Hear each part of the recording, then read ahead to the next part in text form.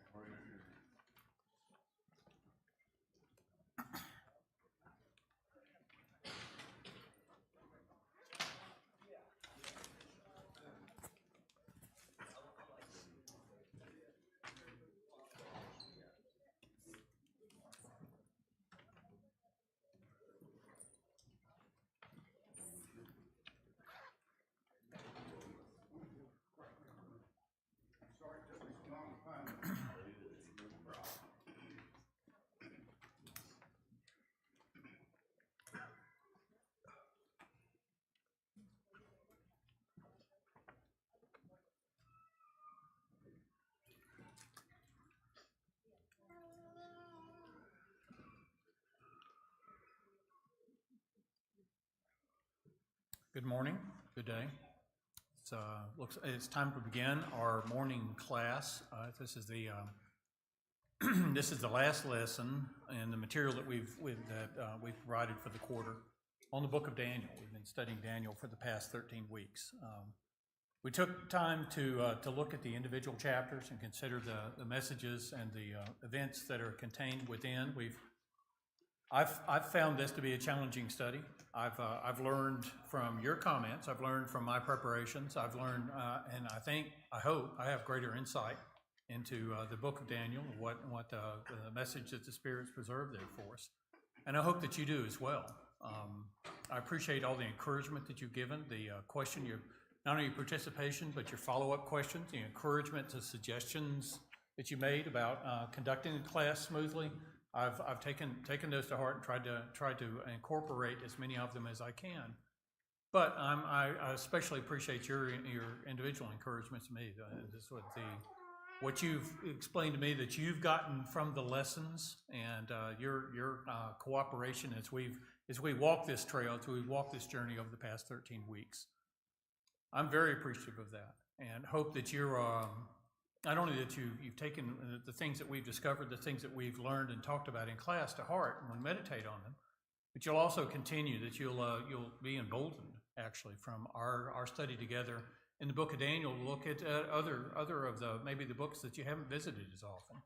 Maybe it's like the book of Daniel, where you know the events in the first part of the book pretty well, but those events in the last, the prophecies and the images and the visions that Daniel were provided to Daniel, and his explanation of them are off-putting to you, or maybe you've not spent the time that much time with those portions.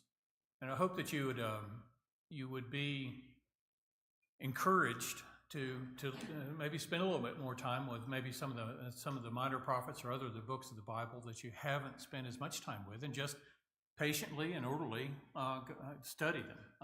Go and just read the books and see what they have to say. Have an understanding of the times and the messages that are contained within the books, and the circumstances that the message was provided in, and consider that as to how what we should learn from that as children of God living in the modern times. That's an ongoing challenge as a servant of God, as God's people, as a student of the Bible, is that each time you go to it and you open it and you do a comparative reading, you compare that to what you've learned since the last time that you visited the book, you're almost certainly going to discover something that you didn't appreciate the first time, or maybe is brand new to you, or that you have an additional insight or additional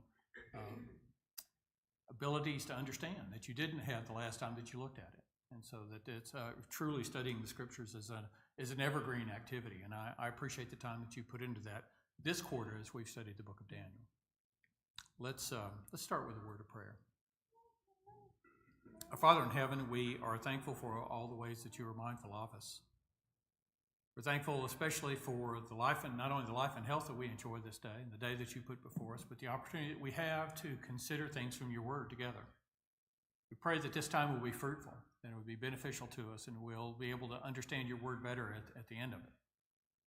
We'll be challenged, we'll be given things that we can think about and meditate on and consider as to how we might apply what we've learned to our lives to be of greater service to you. We're aware, Father, that many of our number may be away because of illness or circumstances beyond their control. But I ask that you would work the circumstances in their lives and remove the hurdles and the burdens that they're currently facing so that they'd be able to rejoin us in our work and worship together. Father, we ask the forgiveness of our sins. In Christ's name we pray. Amen. I'll remind you, maybe you think back to one of the very first lessons that we looked at, the author of our material asked us to consider these three principles about kingdom, about prayer, and about character. We finished out the last lesson as we examined that at the end of lesson number, I guess that's lesson 11. Those are the themes. Those are the things, the real simple to remember takeaways from the book of Daniel. Is that hopefully that you've learned more about that. You have a greater appreciation of the fact that the way that things work here on earth is still something that God takes a hand in. It may not be apparent except through the lens of history. We may not recognize it at the time, the part that he's playing, or what his particular will is, other than what he's revealed to us in his word, until after the events occur. We may have to look back at them and weigh them in those circumstances, but he tells us in his word, in the book of Ecclesiastes, that there's a measure of time and chance that take their place in human affairs. Not every single thing that happens is by a direct commandment or a direct inference or even direct direction by God, that he's allowed mankind a considerable amount of freedom in the pursuing of whatever our goals are. So that's part of what he's given us, is free moral agency. So not every government has the blessing of God. They're not endorsed. They don't bear the sword in vain. It's what we've learned from the book of Romans, when Paul, writing to the Romans, that even a government like the Roman government exists by God's will. That is something that he allows, and he allows them to make directions, and he also takes the advantage of using their free moral agency choices, those kings, those emperors, those rulers, those governments, to accomplish his will. And we can see that in the book of Daniel. How troubling it may have been in the time between when Daniel was a captive in Babylon up until the actual coming of the Messiah. How just from the Jewish point of view, it looked like their world that they were losing ground constantly. That their world, every time they would take one step forward, it would be two steps back. That having been restored back to at least a portion of the land that God brought them to and promised to their ancestors, and restored the city of Jerusalem and the temple worship, that having restored those, that happy days were in fact not here again to stay. They were going to face troubling times, and it's some of what Daniel warns about. But even in the midst of all that, we see that God in the fullness of time did fulfill his promise to bless all the nations of earth through Abraham's seed. Even though a couple of a couple of millennium have passed since those promises are made, God was still behind the scenes and working his plan to ultimately bring about, at the fullness of time, the coming of the Messiah. And that these things were provided, rather, these visions, these insights, being provided to Daniel so that he could write them down. The Spirit could direct him to preserve them for our benefits, to go back and to see in hindsight how these things unfolded, but also for the benefit of the people who would be living through them in the centuries to come. The part that prayer played in Daniel's and his companions' lives, that those captives that were taken away to Babylon didn't forget their heritage. They didn't forget who they were. And even though they were forced to learn new ways, new customs, and new skills, and wield them because having been taken away and pressed into service in the kingdom of the Babylonians, Daniel and his companions nonetheless showed excellent character, which God helped them with, but also their dedication to the Lord was stellar. It's a great encouragement, great stories for us, I hate to use the word, the stories, great events that we can read about that are recorded for us here to give us encouragement, to give us an example of someone whose faith to God is unwavering, even if God doesn't spare them, even if God doesn't see fit. It's not part of his will for them to survive the ordeals that they had. They would not succumb and commit to idolatry. They would not willfully offend their Lord, their God. And their prayer life was often, that was one of the things that Daniel was, and Daniel's enemies schemed against him. They couldn't find anything in his character, any way to assail him because of his practices or the way that he conducted himself, but except in his religion, that they would, if they could attack him in his religion, that this would be something that Daniel would be steadfast, and if they could scheme to bring Daniel into disfavor because of his dedication to serving the Lord, then in fact Daniel wouldn't resist that. That he would continue serving the Lord, and they could set that trap, and it would in fact ensnare him. And it's at least a left-handed compliment of sorts. It's recognizing that the only way that we're going to be able to get to this person is by attacking them through their dedication to serving their God. Is at least a left-handed compliment. It's at least a kind of a concession of admiration to that level of dedication. Cynthia? And I feel like something we can learn from this, which is very needed in our society, is that we can stand up for our faith, and we can be opposed to whatever authority figure is trying to hurt us in a respectful way. Daniel always treated the rulers with respect, even though he completely disagreed with them. And this is part of that character. Yes, and that's a lot more effective when dealing with authorities, even, or dealing with people we're around every day, is to be respectful, even though we disagree. And we can tell from like this book, the book of Daniel, and in the book of Esther as well, that not everyone, and if you didn't have to be a member of the king's court to conduct yourself respectfully, but it probably wasn't.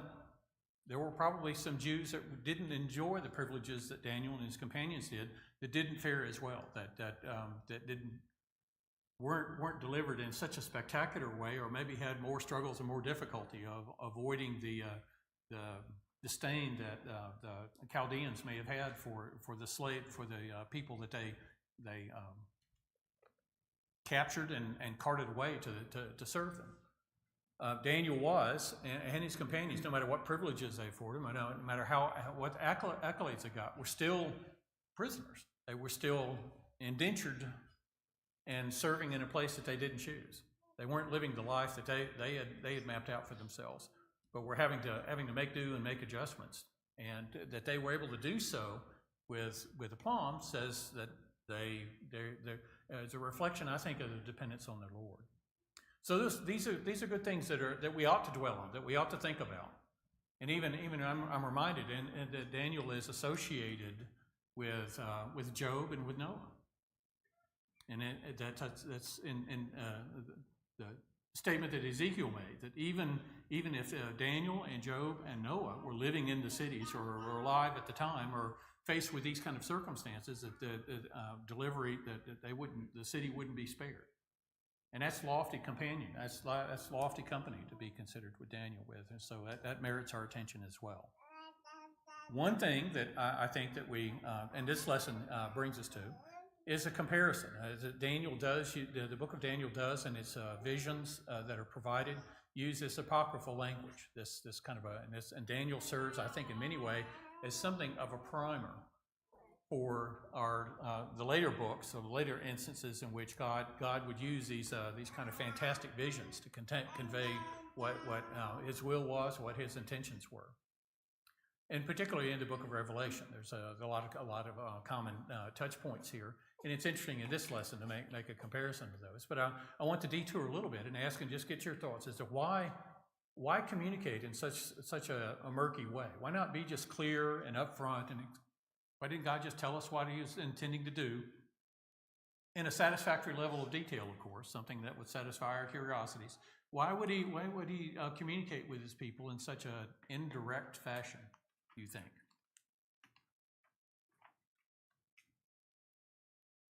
Hazel gives a shrug, and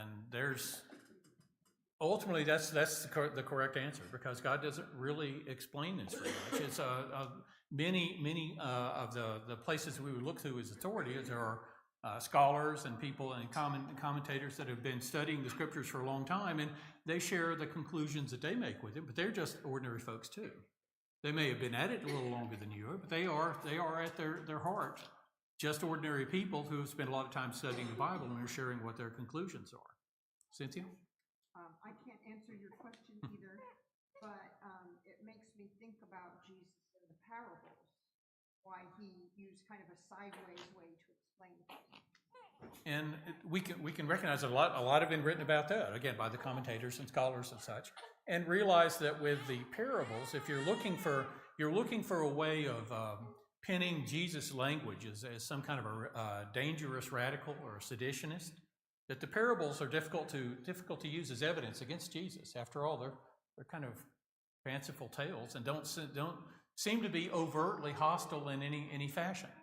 So they were a way in which Jesus could convey his message in a kind of a coded fashion that would escape the notice of many of the authorities. Yes, Randy? I'm telling you what Cynthia said. I think from our right, Jesus said that he used those parables to confuse the wise. So those that, in other words, God expected his servants to engage in his word, find out what he wants them to do.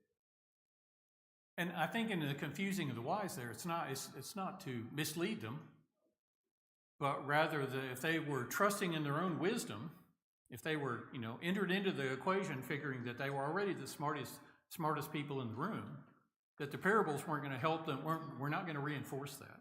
That it really took unlearning some things and peeling back a few layers to really get the message of the parables. Glenn? Well, Paul said in 1 Corinthians 2, 7 and 8 that, the mystery was there because if God had made it plain, then the ruler of this age, I think in reference to Satan, would not have crucified the Lord of glory. If God had made it plain what the plan was, then Satan would have known exactly what he needed to do to try to stop the plan. By making the plan a little bit hard to see from, in advance, it's easier to see, in retrospect. But, Satan wasn't able to stop the plan. In fact, Satan actually plays a part in the plan. And through hindsight, we can see that a lot clearer, rather than, and God didn't want his people to be in just complete, he wanted to make some indication as what kind of expectations they should have, particularly at this stage of the people being in captive. And God is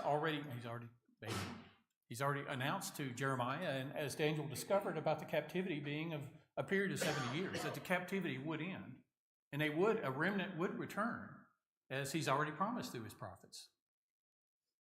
But he didn't want them just to have to operate on those scraps of information. He wanted to give them comfort. He wanted to explain what was going to happen, or give them information to help them cope with the things that were going to happen, to assure them that this was, while unpleasant and would be difficult for them, was nonetheless part of the plan, part of the means that God would go about to bring about his will. I think this idea of having a coded message, or a message that takes study and contemplation, well, that's not a bad thing. Except for God having designed us and knows that we have this tendency to be lazy, to not necessarily to dig in and to work hard to get to find out this information. It would be a hurdle that we'd have to overcome. That it would take diligent study and comparisons and deep thought and meditation to be able to understand these things.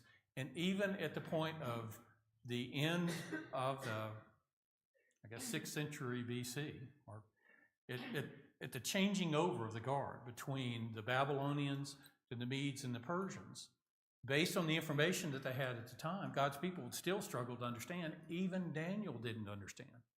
Even when Daniel was presented with explanations, he didn't understand.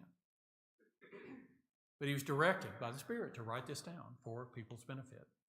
And God has chosen to use this particular method because it allows him to make revelations. And I like Cynthia's reminder of the parables, is that's the way that I look at these visions, is pay attention to what happens, not always the numbers and how many horns and how many legs and wings, and whether or not the wings are still on the creature at the end of the vision, or at the beginning of the vision and the end of the vision. That paying attention to the action is really I think the real message in this particular type of delivery. I think that there's power in these images. We've said, someone has been off quoted, that a picture's worth 1,000 words. In many ways, the images are more memorable to us, although words are powerful too, aren't they? You've got maybe a favorite passage from a book, or maybe something that you've read or heard that has stayed with you for many, many years. The phrase in a Mark Twain story, writing about journalism in Tennessee, as a matter of fact, in which one editor is warning this other editor that he should do better fact-checking, or his readers may give him the cowhiding he so richly deserves. And I read that, I think, as a teenager. And I can tell you, folks, that's a long time ago. But I can remember that cowhiding he so richly deserves, but who knows? That's maybe a quirk in my personality that you don't share.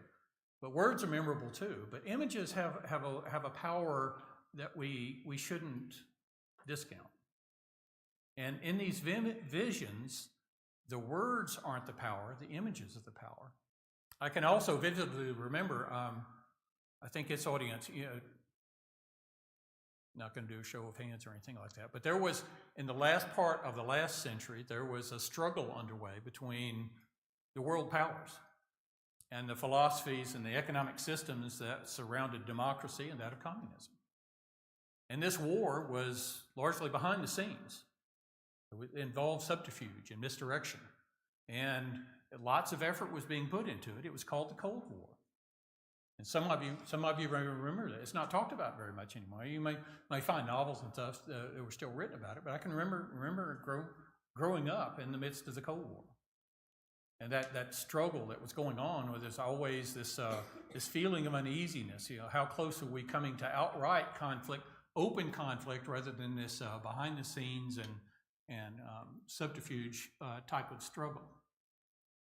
And I remember in the midst of this, seeing an article and seeing an image, and it involved a rocket, and a rocket that had a molecule on it. The little nucleus with electrons surrounding it in 3 different directions. And there was a bear and an eagle that were wrestling over this rocket with the atom printed on the side. That to me is very much like like the apocryphal way of vision. That image, it stands out to me even after supposedly the Cold War is over and past. We don't live in constant fear of nuclear annihilation, which was a very real fear for people that grew up when I did, which I guess most of you did. But that image has stayed with me, even though the conflict is cooled off, isn't raging as it did. There were no words associated. I think that this may have been an association with a magazine article, something like that. And I don't remember who wrote the article, the title article, or what the article said, but I remember that image. Images have a power that we shouldn't overlook, and the images that are presented here help to make them memorable. For instance, one of the things that I recalled and was called out here in this particular lesson, the readings for this lesson, is the nature in Revelations of 13 of the nature of this beast that comes out of the sea. It has characteristics that are like a bear, that are like a lion, that are like a leopard, which are exactly the images or the beasts that we see written about in Daniel, the 7th chapter. That's not an accident. And even though those separate beasts in Daniel's vision represented individual kingdoms that would come, and the nature of and the characteristic of those kingdoms as being like those characteristics of those animals, but this 4th beast that rose up out of the sea that had different types of characteristics. It wasn't attributed to these particular characteristics in Daniel 7 that Romans 13 called out. I think that echo from Daniel 7 is deliberate and it helps people to think about, well, I remember in Daniel's vision that these represented the coming kingdoms of men after the Babylonians. And so it makes you think of the kingdoms of men, which is what ultimately that beast does represent. Although at the kingdoms of men at the time of John's writing in the book of Revelation, that kingdom that he's writing about there is the Romans, the 4th kingdom in Daniel's vision. And to draw these comparisons, I think, between these and have an appreciation for what's going on with revealing these visions, revealing this message in this way, I think is useful to us. And so in many ways, I consider Daniel, the visions in Daniel, to be kind of a primer to help us to get a grasp and understand the language that's being used in the book of Revelation.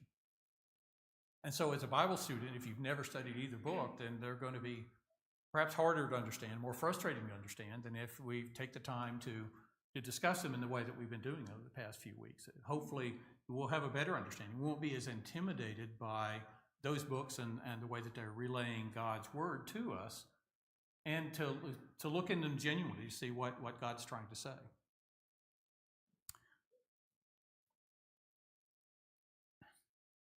And that's before we start looking at the study questions, or any comments that you'd care to offer with that. That's mostly my ruminations and thinking about the apocryphal language and the part that it plays in God's revelation. Jerry? I agree with everything that has been said. We do think in pictures, and we can remember stories. And I think when I think of parables, I can remember that story. Words are important, but word pictures. If a preacher has a picture with his words, I can remember that a long time. But if it's just words, what did he speak about? I don't remember.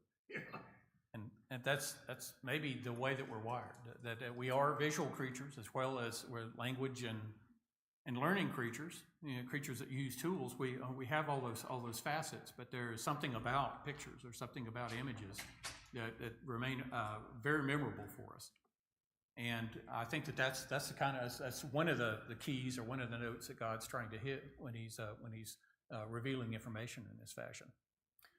And question number 1, both Daniel and Revelation deal with events in the fourth kingdom, even though the coming and what the events that Daniel is predicting and what the events that the book of Revelation are predicting are very different, because they're there's 600 years that separate them. Where did, in the first question that it asked, where did the beast arise in Daniel 7 and in Revelation 13?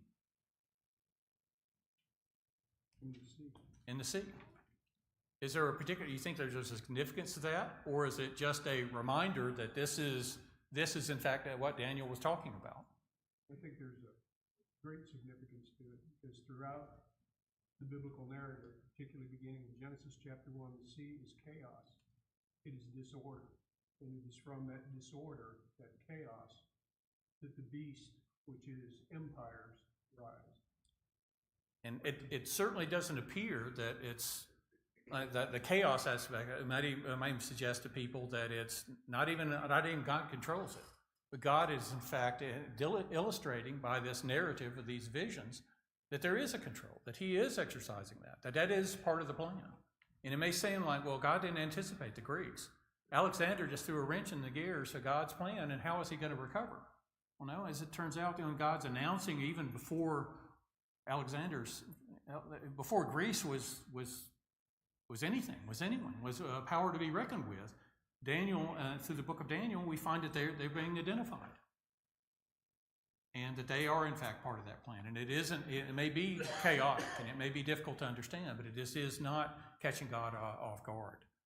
And what attitude is the characteristics of the rulers of the kingdoms that are this fourth kingdom, from Daniel chapter 7 and verses 8 and 20, and from Revelation 13 verses 5 through 6? Are the good guys or bad guys? Well, when you put it that way, they're bad guys. They are arrogant. Arrogant? They believe that they are the ones who are in control. And that's part of the arrogance. What's their attitude? In both cases, what's the attitude toward God? It's slight. They don't want to acknowledge God. They're willing to position themselves as enemies of God, and not only their language, but also in their behavior. And how many horns and which horn it prevails, or what happens when one gets rooted up and what it's replaced with. Those are interesting details, but they are also part of God's plan. There's part of what God is foreseeing as being the behaviors and consistent with the arrogance and disregard for heavenly issues, and particularly the acknowledging God as the creator and being the one that's in ultimate power, they actually putting themselves through their words and action in the place of God. That they're acting as though they're not accountable to God, and that they can do what they want because they're in charge. They're not conceding that someone else is in charge, or that they would ultimately have to answer for their actions. And that language is similar between these two. When this kingdom is talked about in at 530 BC and at 100 AD, that God is using the same language isn't accidental.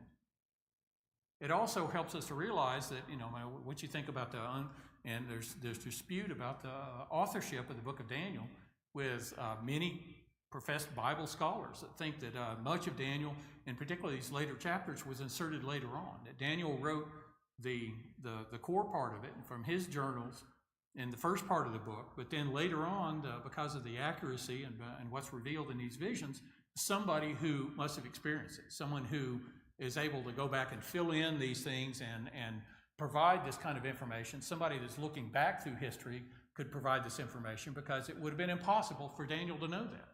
And I agree that left to just human means, it would be impossible for Daniel to know that. But it's not just Daniel at work in the book of Daniel.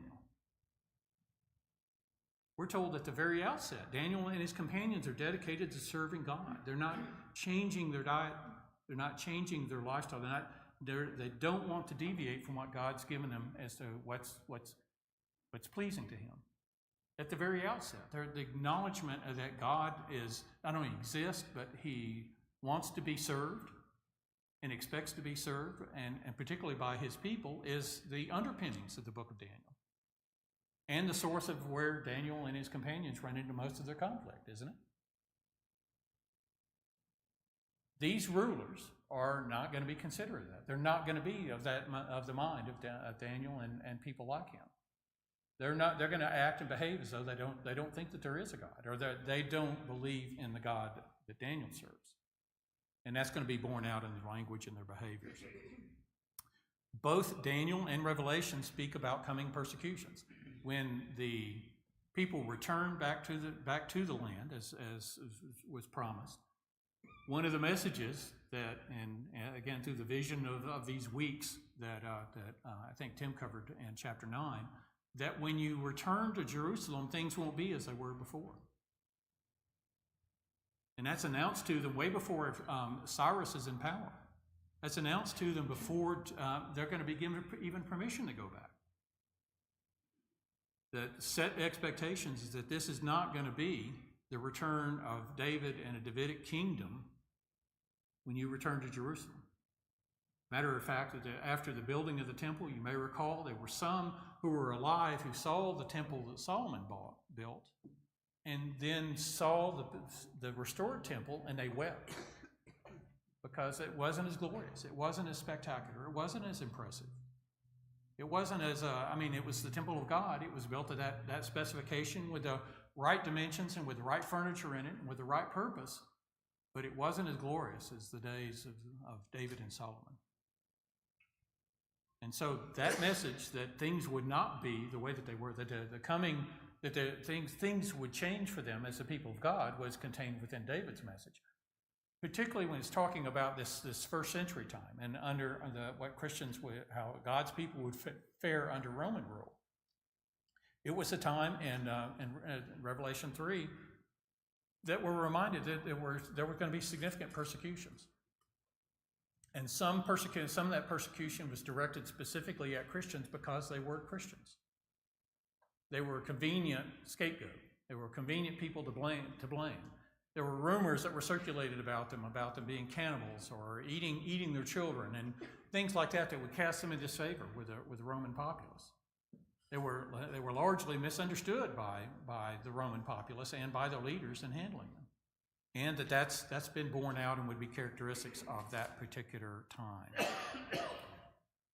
And question number 3, what similar language is used in Daniel chapter 7, 13, and 14, and in Revelation, the first chapter, verses 1 in verse 13, and speaking of the coming, of the image there of Jesus. What similar language? What was his appearance? In linen, as the Son of Man. That's borne out, I think, in both of these conditions, both of these set of verses. How about in this same passage in Daniel chapter 7, verses 13 and 14, which we have time to read. I should probably avail ourselves of doing that. Let's go to Daniel. I'll read Daniel.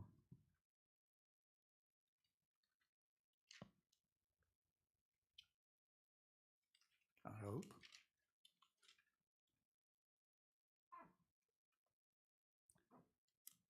Beginning in this one is coming before the Ancient of Days and verse 9. I saw in the night vision, behold, the clouds of heaven, there came one like the Son of Man, and he came to the Ancient of Days and was presented before him. And to him was given dominion and a glory and a kingdom. And all peoples, nations, and languages should serve him. His dominion is an everlasting dominion which shall not pass away, and his kingdom is one that shall not be destroyed. Perhaps you remember the language that Glenn provided to us in his lesson a few weeks back about the cloud rider, the one who comes riding on the clouds. See a few that remember that as I do, favorably. And that's the language that this is being drawn from, as well as other places in the Old Testament and the New Testament. And that's the language that is used concerning Jesus and his appearance in the book of Revelation. And as far as the dominion of his kingdom that he would appear and be given this dominion, be given this honor before God, before the Ancient of Days, and be given this kingdom. And is the same kind of language here about it's not an earthly kingdom. It's a kingdom that would be without time, and it would be dominion over everything. And so the language between these two accounts, when speaking of Jesus and the administration of that kingdom, is also very similar. Any other comments about? I just thought it was neat, instructional. It gave me a greater appreciation of how these visions would mesh together. That they even use a common language when they're going to describe these two similar events. Question number 4 asks, what about the work of Michael as described by Daniel and John? Who is Michael, by the way? An angel. He's described in I don't think in the book of Daniel, but he's described in Daniel as a prince, or your prince, specifically the prince of the people of God, but also as an archangel. What's his mission?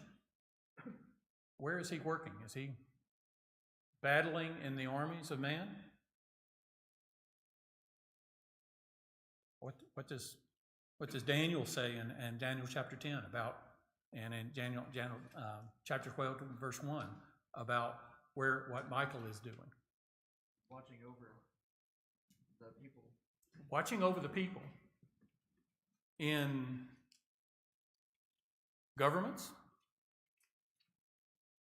Is he wielding a sword, riding in a chariot, and a battle between two governments on earth? I'm getting a few head shakes. No, he's battling. He's watching out for the interest of God's people on a spiritual realm. And he talks about actually working with these leaders of the Medes and the Persians. And I'm reminded of. How you remember how God worked with Pharaoh? Did God immediately go in and take over, just exercise his power and start running things? Or did he? No. He softened Pharaoh up, didn't he? I mean, it took some physical things, some things that had physical manifestations, but God took the time to get Pharaoh to come around to his point of view. And I'm kind of envisioning something like that Michael's engaged in, this struggle with the leaders of the world to get them to turn around and to consider doing what God wants them to. Not that they would become servants of God. They wouldn't necessarily choose to do so, because they honored God, just like Pharaoh, through clenched teeth and through regret and grudgingly agreed to what God asked for, and then had second thoughts on it and reneged. That's the nature of mankind. But God got Pharaoh's attention, and eventually got him to see things, to get him to concede to doing things in God's way. And I kind of think that same sort of thing went on with the leaders of the Medes and the Persians. Why do you think that, whose idea do you think it was to let the captive people return to their lands? Was Pharaoh was Cyrus just a nice guy? May have been. We're not really told historically. He seems to be an honorable ruler. And there's benefit he recognizes, as a shrewd politician does, the benefits occurring in favor with the people, although letting the Jews go back to Palestine and rebuild Jerusalem was not going to make the people in the area happier. He's running the risk, I guess, of some discontent there. But nonetheless, he comes around and he becomes the one that fulfills the prophecy first given in the book of Isaiah. That a man named Cyrus, and how his parents got around to naming him Cyrus, we aren't really told the mechanism of that. But God was able to forecast through history about what would happen to his people, and that it would be a ruler by the name of Cyrus who would ultimately allow his people to be restored, that remnant to be restored to Jerusalem. I'm suggesting to you that took some convincing, that took some doing, and that Michael and others like him were working and laboring in the spiritual realm to accomplish that. And that's the picture that I get in the comparison here. And again, Revelation 12 and the coming of the Romans. Again, Michael is there, still leading the charge, is still acting as an agent of God's people in the events that unfold around the coming of the Messiah and the events surrounding the final kingdom, the final kingdom in Daniel's visions, that of Rome. Last point of comparison that's made in our lesson is what are both Daniel and John instructed regarding the sealing of the prophecy? We're supposed to print as many copies as they could and get it in the hands of as many people as they could. Tom? Well, Daniel is to seal it up, and John is to, the Lord unseal it, and he is to not attempt to seal it back. There's this idea that the unsealing, that the end of time, that is that term that Daniel was given to seal it up until is in fact the time that is being unsealed here in the book of Revelation. I believe it. And that's again, I'm thinking that if Daniel was instructed that it could be sealed until the events occur at the end of time, then this appears to be that. And that these things are unsealed here. Although one instruction is John given in Revelation 22 and verse 10. Cynthia? I think there are 8 mentions in the book of Revelation that these things will soon take place. I am coming quickly. The time is near. Absolutely. And he's in fact in 22 and verse 10, and he said to me, do not seal up the words of the prophecy of this big book, because the time, this is the time. This is the time that Daniel was told that the message is to be sealed up for. The book of Revelation is interesting in the first chapter. As John begins, after he sees the vision of Jesus in the sky, in the clouds, he's also told, toward the end of chapter 1, that he would be seeing visions of that which is past, that which is, and that which is to come.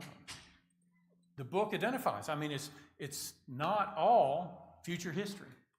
Either that, or the person that told the angel that the messenger that told John about the visions he was going to see misled him. That some of the things that we read about in the book of Revelation are things from the past. They've already occurred. Some of them are things that are happening now, things that are still underway. And yet some of them, even some of the things that are going to be revealed to John are going to be things in the future. I don't know. This isn't. I mean, for most of what was revealed to Daniel, it was identified as to which kingdom was the one that he was currently under. Like, and the first of the four beasts being that of the lion, being that indicative of the Nebuchadnezzar's kingdom and the kingdom of Babylon. He was able to identify that, but the naming, the exact durations, other things about those kingdoms to come, and in fact that there's going to be literally centuries between them, is something that Daniel still left to ponder. That's still not everything was explained to Daniel, and because of where we were with several centuries to pass before that fullness of time come, and the Messiah being revealed during that fourth kingdom as forecast by Daniel, there's still a lot of things to happen. A lot of things the subsequent visions, the visions that Daniel saw in chapter 8 specifically about the nature of the kingdoms of the Seleucids and the Ptolemies, and even the forecasting of the abomination, the taking defilement of the temple and not having the temple available for worship for a period of about 3.5 years is being forecast so that God's people would at least have some indication of what was coming. And that's ultimately, I think, what the reason why this is being revealed. For different reasons, I think, in the book of Daniel than in the book of Revelation, but God is not wanting us to struggle and just not know. But he is giving a pretty clear message about who is actually in control.